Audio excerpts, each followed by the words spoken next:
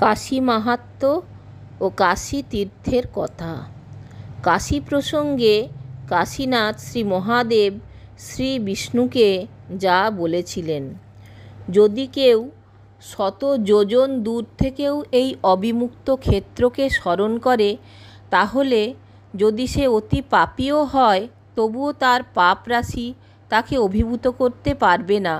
দূরে অবস্থানকারী কোনো ব্যক্তি যদি মৃত্যুকালে আমার প্রিয় এই অবিমুক্ত ক্ষেত্রকে হৃদয়ে স্মরণ করে, তাহলে সেই ব্যক্তি মৃত্যুর পর সকল পাপ থেকে মুক্ত হয়ে বহু রকম স্বর্গসুখ ভোগ করবে এবং সেই কাশীর স্মরণে তার যে পুণ্য হবে, তার ফলে স্বর্গভোগের পর সে পুনরায় পৃথিবীতে জন্মগ্রহণ করে একেশ্বর রাজা হয়ে নানা সুখ উপভোগ করে অবিমুক্ত ক্ষেত্রে এসে প্রাণত্যাগের পর নির্বাণ মুক্তিলাভ করবে।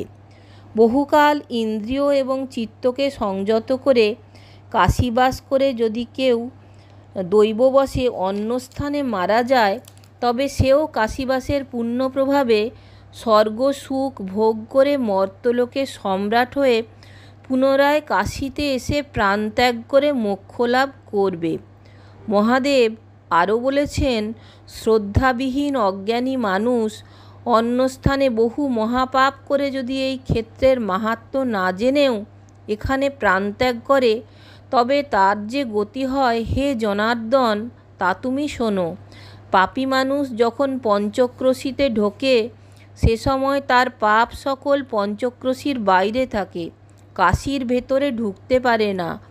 সীমান্তে প্রহরারত ত্রিশূল ও পাশধারীদের ভয়ে ওই মানুষটির পাপ সকল বাইরে অবস্থান করলে সে যখনই কাশীতে ঢোকে, তখন সব রকম পাপ থেকে মুক্ত হয়ে যায়। তারপর মণিকর্ণিকায় স্নান করায় সে উত্তম গতি লাভ করে।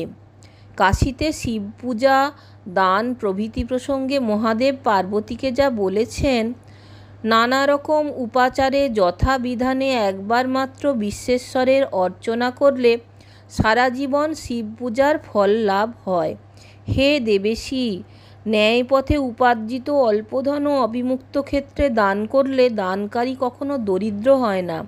নানা ধন উপার্জন করেও যে মূঢ় অবিমুক্ত ক্ষেত্রে দান না করে, সে মৃত্যুর পর পরের জন্মে সর্বদাই শোক করে।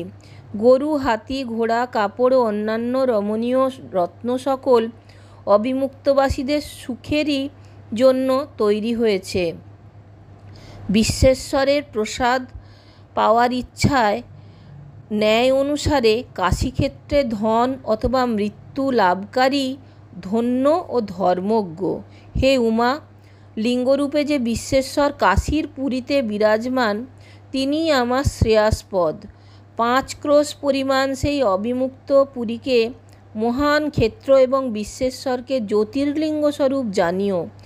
সূর্য এক জায়গায় থাকলেও সব জায়গা থেকেই তাকে সমানভাবে দেখা যায়। কাশীতে বিশ্বনাথ তেমনই। আজ, কাল বা পরশু অবশ্যই মৃত্যু হবে। যতদিন পর্যন্ত তা না হয়, ততদিন পর্যন্ত কাশীকে আশ্রয় করা উচিত। জীবগণের মৃত্যু হলে পুনরায় জন্মগ্রহণ করতে হয় এবং জন্মের পর পুনরায় মৃত্যু হয়। কিন্তু যেখানে মৃত্যু হলে আর পুনরায় জন্ম হয় না, সেই কাশীকেই জ্ঞানীগণ আশ্রয় করেন। স্ত্রী, পুত্র, বিষয় প্রভৃতি বৈষ্ণবী মায়া পরিত্যাগ করে সংসারনাশিনী কাশীপুরীর আশ্রয় নেওয়াই হচ্ছে কর্তব্য।